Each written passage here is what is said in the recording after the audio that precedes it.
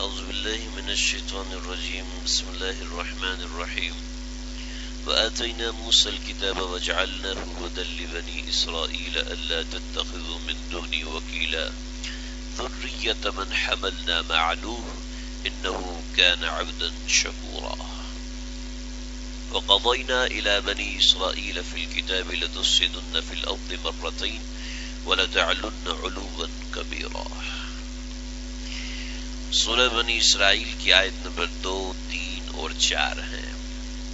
آیت نمبر 2 اور 3 اس کے اندر ایک عمومی مضمون ہے بنی اسرائیل کے متعلق. خیر مضمون تو سارا خصوصی ہے لیکن ایک عام واقعے کے متعلق ہے، اور دوسرا ایک خاص پیشن گوئی ہے آیت نمبر 4 کے اندر. وَجَعَلْنَاهُ هُدًى وَآتَيْنَا مُوسَى الْكِتَابَ وَجَعَلْنَاهُ هُدًى لِبَنِي إِسْرَائِيل. واقع اسراء کو ذکر کرنے کے بعد اللہ رب العزت نے فرمایا کہ وَآتَيْنَا مُوسَى الْكِتَابَ، اور ہم نے عطا کی موسیٰ علیہ السلام کو کتاب. وَجَعَلْنَاهُ هُدًى لِبَنِي إِسْرَائِيل، اور ہم نے ان کو بنایا بنی اسرائیل کی ہدایت کے لیے ذریعہ. اللہ تتخذوا من دونی وکیلا، اس بات پر کہ وہ اللہ کے علاوہ کسی اور کو کارساز نہ بنائے. ذریۃ من حملنا مع نوح، اے ذریت، اے اولاد جس کو ہم نے سوار کیا تھا نوح علیہ السلام کے ساتھ. انہ کان عبدا شکورا، اور بے شک یقین رکھو کہ وہ ایسا بندہ تھا جو اللہ کا شکر گزار تھا.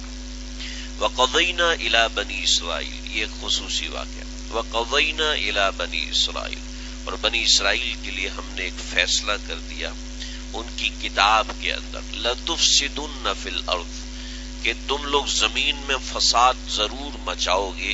مرتین، 2 بار. وَلَتَعْلُنَّ عُلُوًّا كَبِيرًا، اور تم ایک بہت بڑا فتنہ کرو گے. یہ آیت نمبر 4 ہے. آیت نمبر 2 اور 3 میں جو بات ہے انشاءاللہ آج ہم ذکر کریں گے، اور آیت نمبر 4 کے اندر جو واقعہ ہے بخت نصر اور ان چیزوں کا آج اشارہ کریں گے، بقیہ تفصیل انشاءاللہ آئندہ. وَآتَيْنَا مُوسَى الْكِتَابَ وَجَعَلْنَاهُ هُدًى لِبَنِي إِسْرَائِيل. یہ سورہ بنی اسرائیل ہے. نبی کریم صلی اللہ علیہ وسلم کو جو اللہ رب العزت نے قرآن سے نوازا، تو اس قرآن میں اللہ رب العزت نے کثرت سے بنی اسرائیل کا ذکر کیا ہے. وجہ یہ ہے کہ مکے کے اندر جو لوگ تھے جب مقابلے میں آئے تو ان کے پاس قرآن کے مقابلے میں رکھنے کے لیے کچھ نہیں تھا، لہٰذا ان کے دلائل بالکل بے تکے اور بے وجہ کے، اور کسی بھی طرح کا کوئی مقابلہ نہیں تھا. لیکن اس کے مقابلے میں جب آپ صلی اللہ علیہ وسلم مدینہ آئے تو مدینہ میں جو یہود تھے وہ اتنے مضبوط تھے، اتنے مستحکم تھے کہ ان کے پاس اپنی کتاب تھی، ان کے پاس اپنا قانون تھا، ان کے پاس اپنی ایک شریعت تھی. جیسے آپ ایک عالم دین کو بٹھا دیں اور ایک وہ آدمی جو کہ دین سے نابلد اور کورا ہے اور دہریہ ہے. عالم دین کے پاس دلائل کے حساب سے پورا قرآن ہے، پھر احادیث ہے، پھر ایک شریعت ہے، جینا مرنا، اٹھنا بیٹھنا، سونا جاگنا، حتیٰ کہ بیت الخلاء جانا اور کھانا اور پینا، ہر کا طریقہ ہے. اور اس کے پاس کسی چیز کا کوئی طریقہ نہیں. ایک کافر ہے وہ آپ سے ملتا ہے تو آپ اس سے پوچھ سکتے ہیں تمہارا سونا جاگنا اٹھنا بیٹھنا کھانا پینا اس کا کیا طریقہ ہے؟ میری مرضی، جیسے کھاؤں جیسے پیوں. ہاں تو پھر کمانے کا کوئی طریقہ؟ جی جیسے مرضی کماؤں، حلال کماؤں حرام کماؤں، مجھے کوئی اخلاقیات پکڑ نہیں سکتی کوئی، اس لیے کہ ان کا کوئی دین اور مذہب نہیں. ان کو اگر پکڑا ہوا ہے تو ڈنڈے نے پکڑا ہوا ہے، نہیں تو پولیس پکڑ لے گی، بس زیادہ سے زیادہ یہ ان کا انجام. اس کے علاوہ ان کے سامنے کچھ بھی نہیں. لیکن جب اللہ کے نبی مدینے آئے تو پہلا حال تو مشرکین کا تھا. اب ان کے سامنے باقاعدہ ہر ایک طریقہ ہے، لیکن مسئلہ یہ تھا کہ وہ طریقہ مولڈڈ ہے، تبدیل شدہ ہے، اور تبدیل شدہ طریقہ ہے. چنانچہ اللہ کے نبی نے ان کو بتایا کہ تمہاری اصلی کتاب میں یہ لکھا ہوا تھا، تم نے اس کو تبدیل کیا ہے اور تم نے اس کو بدلا ہے. اور فویل للذین یکتبون الکتاب بایدیہم ثم یقولون ھذا من عند اللہ لیشتروا به ثمنا قلیلا یہ لوگ اپنے ہاتھوں سے لکھتے تھے، اپنوں سے ہاتھوں سے قانون بناتے تھے اور قانون بنا کے کہتے تھے ھذا من عند اللہ، یہ اللہ کی طرف سے آیا ہوا ہے۔ تو یہ منظم قوم تھی، اور آج بھی آپ دیکھیں تو یہود اتنے منظم ہیں، اتنے منظم ہیں، اتنے منظم ہیں کہ مسلمان کبھی ایسے ہو نہیں سکے ہیں آج کے زمانے میں۔ پہلے جب مسلمان منظم تھے، آپ کسی ملک میں چلے جائیں، کسی سپر مارکیٹ میں چلے جائیں جو انٹرنیشنل لیول کی ہے، کسی سپر مارکیٹ میں چلے جائیں، آپ کو وہاں مسلم پورشن یا حلال پورشن تو نہیں ملے گا، لیکن آپ کو کوشر پروڈکٹ الگ سے ملیں گی جو یہودی پروڈکٹس ہیں۔ اور کوئی بھی آپ ویب سائٹ لو پالو لے لیں، یا پھر کھانے ایک بسکٹ ہے اس کی ویب سائٹ لے لیں، یا کوئی چاکلیٹ ہے اس کی ویب سائٹ لے لیں، اس ویب سائٹ پہ آپ جا کے جہاں پہ آپ کیوریز کے اندر جا کے چیک کریں تو آپ کو بتائے گا کہ یہ کوشر سرٹیفائڈ ہے یا نہیں ہے۔ یعنی وہ کہیں حلال حرام تو کبھی بتاتے ہیں کبھی نہیں بتاتے، لیکن کوشر لازمی بتاتے ہیں کہ کوشر جو ہے وہ یہودی استعمال کرتے ہیں۔ ساری دنیا اسمارٹ فون استعمال کریے، کہیں حلالی فائی فون آپ نے کہیں نہیں سنا ہوگا، لیکن کوشر فون آپ کو دنیا میں ہر جگہ ملے گا۔ کہ یہودی اسمارٹ فون استعمال نہیں کرتا، وہ کوشر فون استعمال کرتا ہے کہ اس کے اندر ہماری ایپس نہیں چلتی، جو واٹس ایپ ہے اور فیس بک ہے، اور یہ ان کے پاس یہ نہیں چلتی، ان کی اپنی ایپس ہوتی ہیں اور جس کے ذریعے سے وہ اپنی پروفیٹیبلٹی اکٹھی کرتے ہیں۔ آج کھانے پینے، پہننے اوڑھنے اور استعمال کرنے کی ہر چیز ان کی الگ ہے، اور ہر دنیا میں سرٹیفائڈ ان کی چیز ملتی ہے۔ آپ سعودی عرب میں چلے جائیں، آپ امریکہ میں چلے جائیں، آپ جاپان میں چلے جائیں، دنیا کے کسی خطے میں چلے جائیں جہاں کچھ یہودی آباد ہیں، آپ کو وہاں پر کوشر پروڈکٹس ملتی ہیں۔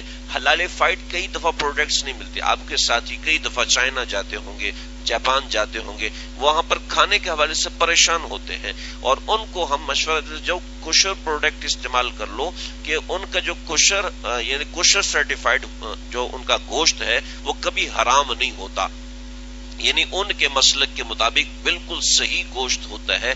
یعنی وہ بکری کا گوشت کھاتے ہیں تو ان کو اس حساب سے حلال ملتا ہے، اور ہمارے مسلمانوں کے لیے کہیں حلال پروڈکٹس کا یعنی کوئی تنظیم ہی نہیں ہے۔ مسلمان کا پتہ یہ حلال بھی کھائے گا حرام بھی کھائے گا، کھانے پہ بیٹھے گا تو خنزیر بھی کھا لے گا، ان کو کوئی مسئلہ نہیں ہے، ان کو کوئی پریشانی نہیں۔ آپ کو اداکار ملیں گے، مسلمان اداکار ملیں گے، مسلمان فنکار ملیں گے جو کافروں کے ساتھ ناچ رہے ہیں، کافروں کے ساتھ شادیاں کر رہے ہیں، لیکن دنیا میں کوئی ایک ہالی ووڈ ہے، بالی ووڈ ہے، یا کوئی بھی ہے، کہیں بھی آپ کو کوئی ایسا اداکار اور فنکار نہیں ملے گا جو یہودی ہو اور وہ ہندوؤں والے کام کر رہا ہو، یہودی ہو اور کافروں والے کام کر رہا ہو۔ نہیں، ایسا آپ کو سوال ہی پیدا نہیں ہوتا۔ آج تک کی تاریخ میں آپ کو کوئی یہودی نہیں ملے گا۔ یعنی یہودی آج بھی اتنے منظم ہیں، اتنے منظم یہودی ہیں، تو اللہ کے نبی کے زمانے میں کتنے منظم ہوں گے جی؟ چنانچہ اللہ رب العزت نے ان کی اس تنظیم کو غلط ثابت کرنے کے لیے قرآن میں 138 مرتبے بنی اسرائیل کا ذکر کیا، 138 مقامات پر، یعنی جتنا اللہ رب العزت نے کسی اور نبی کا ذکر نہیں کیا، حتیٰ کہ ان کے اوپر پوری سورہ بنی اسرائیل نازل کی۔ اسی طریقے سے سورہ بقرہ کے اندر ان کو چھیڑا ہے، ایسی سورہ آل عمران میں چھیڑا ہے۔ قرآن مجید کے 28 پاروں میں اللہ نے بنی اسرائیل کو ذکر کیا ہے، 28 پاروں میں ان کو بتایا کہ ان کی تنظیم کیا ہے، یہ کیسے چلتے ہیں۔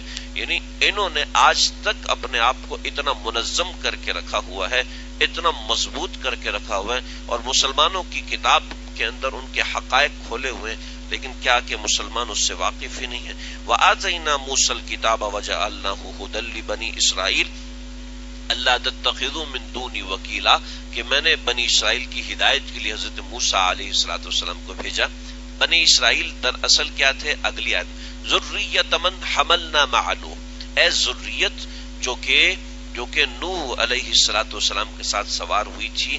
اللہ رب العزت نے ہر قوم کو سنوارنے کے لیے اس کے اوپر جو احسانات کیے ہیں، اللہ رب العزت نے ان احسانات کو یاد دلایا۔ یہ جو احسان اللہ نے یاد دلایا، سورہ بقرہ کے اندر تقریباً پون پارہ ہے، اللہ رب العزت نے پون پارے سے تھوڑا سا کم ہے، اللہ نے سارا بنی اسرائیل کو اپنے احسانات یاد دلائے ہیں، اپنی باتیں یاد دلائی ہیں کہ ہم نے تم سے کیسے وَإِذْ نَتَقْنَا الْجَبَلَ، کہ جب ہم نے پہاڑ کو تمہارے اوپر مسلط کر دیا اور تم سے کہا کہ ہاں ایمان قبول کرتے ہو یا ایمان قبول نہیں کرتے، اور پھر ہم نے تم سے اس طریقے سے عہد لیا، اس طریقے سے عہد لیا، اس طریقے سے وعدہ لیا، لیکن تم نے اس کو ٹھکرایا۔ تو ایسے ہی اللہ رب العزت نے ان کو انعامات کا ذکر فرما رہے ہیں کہ ذریت من حملنا مع نوح، کہ تم وہ ذریت ہو، یعنی تمہارے آباء و اجداد وہ ہیں جن کو ہم نے حضرت نوح علیہ السلام کے ساتھ ایک کشتی پر سوار کر دیا تھا، یعنی ان کو حضرت نوح علیہ السلام کی معیت حاصل ہے۔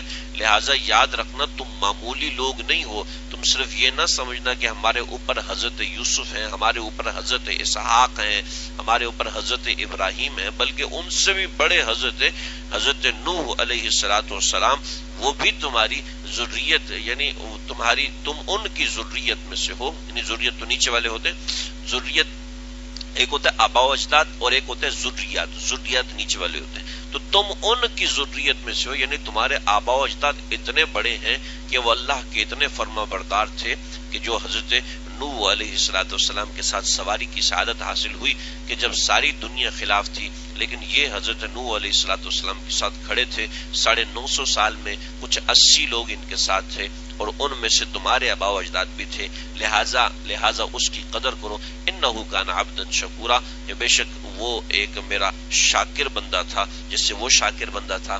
کہنے کا مطلب یہ کہ تم بھی ایسے ہی شاکر بنو، ایسے ہی لوگ بنو۔ پھر اس کے بعد اللہ رب العزت نے خصوصی پیشن گوئیاں فرمائیں کہ بنی اسرائیل کی کتاب میں اللہ رب العزت نے بتایا کہ دیکھو اگرچہ یہ اپنی کتابوں سے مٹا دیں، لیکن میں بتاتا ہوں وَقَضَيْنَا إِلَىٰ بَنِي إِسْرَائِيلَ فِي الْكِتَابِ، بنی اسرائیل کے اوپر اللہ نے تورات نازل فرمائی تھی حضرت موسیٰ کے زمانے میں، انجیل بھی حضرت بنی اسرائیل پر نازل ہوئی ہے اور زبور بھی بنی اسرائیل پر نازل ہوئی ہے۔